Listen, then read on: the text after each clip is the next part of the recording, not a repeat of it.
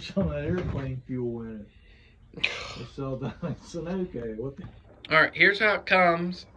And then there's the box, just in the crate. And then I got this box over here with the handlebar stuff in it. And that box was right there. And here's all the plastics, the front plate, the side left plate, and the front fender. And I got an hour meter and hand guards, Loctite. And here's the hand guard hardware. It's just preference. And I got oil right there. And all the plastics are back here on the seat, or under the, on the tire here. And we're going to take this tire off. And you got to pretty much put the front tire on, and the handlebars, and then the rear shock. And I would just probably Loctite everything too. See, the rear shock isn't bolted up yet. So we're going to do that. But get it out of the crate first. It's just Phillips screws. Alright, so we got the tire cut off there, and it's held together with down there in the bottom. Yeah, it's held together with this wire, and it's pretty hard to untie, so I just cut it with wire cutters, because it's really hard to untie, because it's so stiff. Alright, so we got these screws, and you don't even need a damn wrench on the other side. You can literally just turn them, because the nuts grip. Like, look. See? I mean, you could even just hold it a little bit with your fingers and it'll spin right off. You don't even need a wrench. Then you got all this nice metal to make something with. Alright, to get the front axle out of here, because they have it through here, it's a 10mm Allen on this side and then a 19 on this side. And we're going to take it out and then hopefully put it up on a milk crate. It's not very tight. Alright, so we got it out of here. We put some oil on to that axle to get it out of there. These are 5mm. We loosened them up, put some oil on it, and lightly tapped it with a dead blow. Got it out of there. Alright, I got the shock ready to go on. I got the nut out of the bag. It's a locking nut. I might still put Loctite on it because it's not one of those nylon locking nuts. And then they're both sides are 13mm, and I'm going to put some anti-seize on it just to help. What's the hell going to go in there? Yeah, she used to work. Okay. All right, so I got it on there. Diabetes shots. Okay, so I got it in there, and I lied. The nut is a 14, and I got the anti-seize on there, and also make sure the bushings are in there good, and I tapped it in place with a composite hammer, and then I checked the chain tightness. 3 fingers, it's good, but I'll check it again once we get it all together just to make sure. All right, we're going to put the handlebars on now. That's how the risers go. I chose the front holes, and it's the long bolts go up through, and they're an 8mm Allen. And I'm going to Loctite them. And then you're going to put handlebars on, and then put this on with the short bolts, and I'm going to Loctite everything. Okay, so the bottom ones are an 8. They're the long ones, and the top ones here are a 6. We got the handlebars on. They're 6mm Allen. I don't know the torque specs on them, but I just tightened them up pretty snug. I mean, it is aluminum. You don't want to go nuts. You'll strip it out. And also, I took that bracket off that was right here to help us get it on there. Okay, so we're going to put the front wheel on here. If you notice, there's a little plastic block in the caliper in between the pads. So if you hit that, the front brake, it won't squeeze them together, and then you got to push them back apart. So we're going to take that out. All right, we're going to put this front wheel on. So you got to loosen this bottom bolt. It's a 10mm in the caliper. And then you can swing it down and bolt it in place down here in that bottom hole. So we'll loosen it up, the top one, swing it down, and then we'll get this wheel on. Okay, so we got it on here. I went ahead and put some anti-seize on everything. And we even though this is a lock nut over here, I Loctited it, and the torque on it is 35 foot-pounds. I looked it up in the manual, so we went ahead and torqued it down, made sure it's spun free, and we're going to Loctite these down. Good to go. Okay, you really need to torque this down, because if you look, I mean, I have a lot of anti-seize. There's a bearing in there, and the big spacer that comes in it goes on this side, on the brake side, to take up that dish part. And you need to make sure you torque it, because there's bearings in there, and if you don't load the bearings, or if you put too much load on them, you'll ruin them. Alright guys, we got it looking like a bike now. You know, I just sat on it, and then I checked the chain tension again, made sure, you know, this back axle nut was tight here, and I checked the oil. We're gonna put the foot pegs on now, and yeah. All right, got the first peg on here. Now there is a left and a right peg, keep in mind. So make sure the spring's on correctly too. I mean, I believe this is, but see how they spring up. And I mean, I'm kind of new to dirt bikes, but I mean, that seems logical to me. There's no really instructions. I didn't watch a video or anything, but it clips on right there, and then this part goes there, you know, and then it can't slide off, and then you got to put your washer on here, and then put your cotter pin in and make sure it's bent over. Another thing I looked at was a swing arm cotter pin. I might bend that some more, but we'll get it going here. All right, got the other foot peg installed here. Another thing I'm probably going to do is probably sharpen these with a file that I've seen some people do. They're not very sharp at all, honestly. I did notice the other chain adjuster on the other side is loose, so I'm going to have to get that tightened up.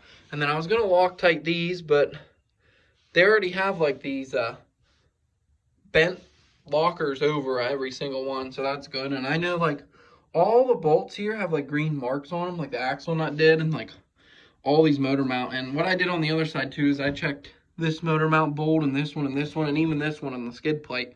So I'm going to go ahead and check those too. This is an 8 and these are 12s. This one goes the whole way through the swing arm, and I'm going to check these ones again too. All right, I went ahead and checked the rear or the front rotor here. Those are a 6 Allen head, 6mm. I'm going to have to check the back too. 6mm also, and I lied, they're not all 12mm on the engine here. This one's a 10 on the shifter side of the bike, and this is a 6mm Allen as well. Then that's an 8. Of course, your plastic's gone here. I'm gonna have to put them on. And I went ahead and checked these two. They're a 4mm. They're all tight, and these two front ones also. And again, most of this stuff just goes into aluminum, so you don't want to go nuts on it. I'm just using a 3/8 ratchet on everything here.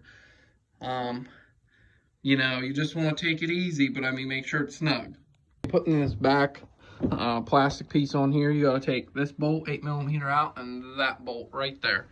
So that bolt and this bolt, and this is what it looks like. And then they just pop into these rubber grommets. Right there, that one right there, and that's it. And then I'm gonna just double check and make sure this is tight to this Phillips too.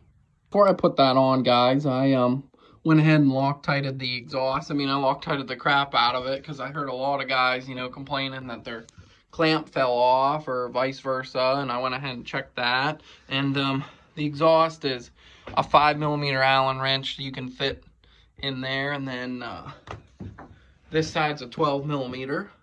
And then when I took these out, the one bolt hole has a rubber grommet on it, and then this one has a rubber washer up here. And this is probably just a preference, but I'm going to Loctite these, and also I'm going to put the rubber washer against the body of the bike. That's just my preference, and that's what I'm going to do, because I mean, they kind of did it here, so that's what I'm going to do. All right, guys, I got the back on. It was a little tricky. I would definitely recommend leaving the protective film on until you're totally done putting it together, just because you have to slip this under here and under the seat and under this plastic.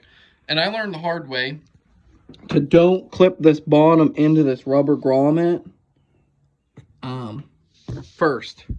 You want to put the bolts in the top first, and they're pretty tricky. And I noticed this grommet here came, you know, undone, and it took, you know, some sort of persuasion. I really had to hit it there with my fist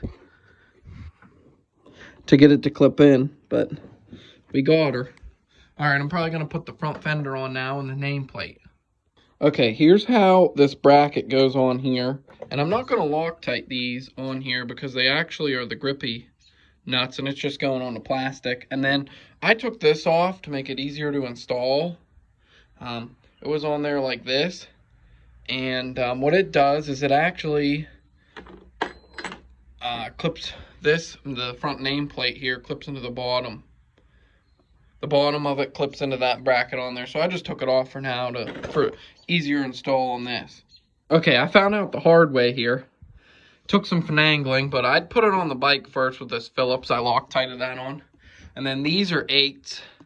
And then the nut underneath a 10. But you don't really need, you can hold them with your fingers while you tighten them. But it takes some finagling. What I found was easiest is you pick up on this. And I mean, my hand's not that great. You know, I cut my hand and there's a scar, and I had surgery, you know, last month. So, my mobility isn't that great, and I'm able to do it. So, it's not hard, but it just takes some finagling, you know. I picked up on it, so the bolts were kicked back like that, and then you could get the nuts started on the bottom. Another thing, guys, make sure you peel off your protective film before you tighten this down, or it's going to sit right against there, and you're going to have a heck of a time. Okay, I got that on, and one thing I noticed here, I know this, I'm pretty sure goes on the outside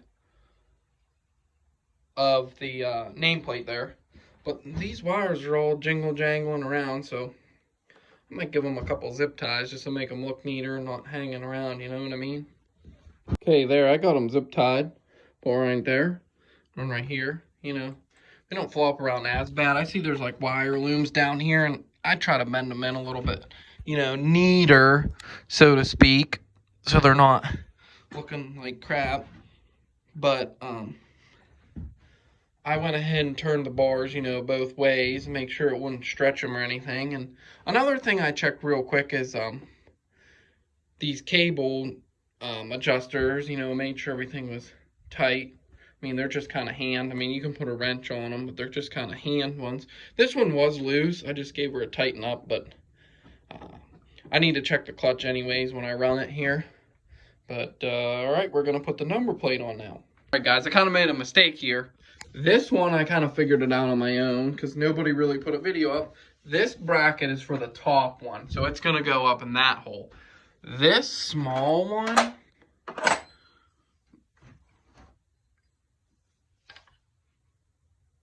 I'm pretty sure it's for the fender. This small one. This one, right now I'm not sure. No, I'm sorry. This one here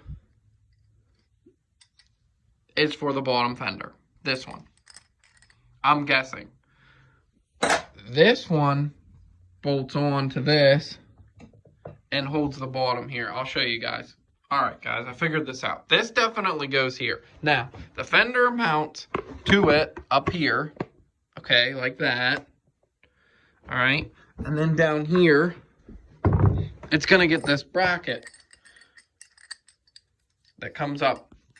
It bolts right here, and it goes on the back side of the fender. See, like this. So it's going to kind of go like this on there.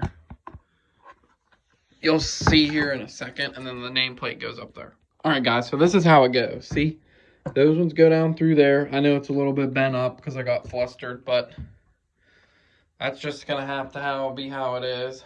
And then here's the bottom one. I Loctited that, and then see, I put it on the back side. This is just my preference, and then you can get to them back there. And then I put the nuts on the inside of the plastic so they can lock down. Alright guys, I got to put on here. I ran the brake cable through here. I put the little grommet over. Whoops, the daisies. I'll get that. But if you take a look back here, I put some electrical tape on these lines here. You know, that's just a preference on this one and that one. Just so they don't rub. I mean, if they do rub, they have some protection, which they might. And I just like to be, you know, have peace of mind. But that's all. And we'll get this here together. And then I put the gas cap on with a little doohickey. And I might put the hour meter on, and I might try and put the bark busters on too. We'll see here. All right, last thing for tonight, we gotta put these in. They're kind of in there. See how this one's in there? Just remove them out again. I'm gonna put the rubber on the back side, and then you need to put these in too, right there. And they're in the bag that had everything else in it. So we'll go ahead and put those in. It's just a Phillips, and it looks like a 10. All right, I got them screws in. Again, I'm really glad I left all the protective film on, because I'm like, I could have scratched it, or you know, I got Loctite on it right there. But you're able to reach the wrench right in there and get that nut. And I'm gonna check those too. They're 8 millimeters. I'm gonna check the triple tree clamps. I believe they're 5. Let me just double check. Yeah, they're a 5 Allen. I'm gonna check that. That's a 10. And here's your fuel switch here. It's on off right now, so I'm gonna, flip it to on. And yeah, see if she fires up.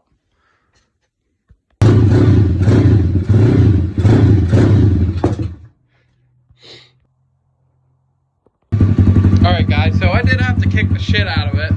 I put good gas in it.